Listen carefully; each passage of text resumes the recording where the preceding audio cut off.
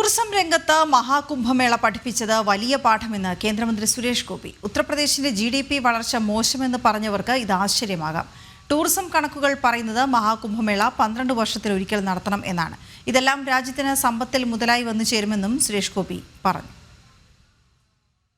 മഹാകുംഭമേള എന്ന് പറയുന്നത് വലിയ പാഠമാണ് ലോകത്തെ പഠിപ്പിച്ചിരിക്കുന്നത്. UPയുടെയൊക്കെ ഒരു GDPയുടെ ഗ്രോത്തിനെ സംബന്ധിച്ച് ഈ വളരെ മോശമായിട്ട് പറഞ്ഞവർക്കൊക്കെ ആശ്ചര്യപ്പെടാം, അവർ സന്തോഷിക്കും. കാരണം എല്ലാ മതത്തിലും പെടുന്നവരുടെ അന്നമായിട്ടാണ് വന്നു ചേരുന്നത്.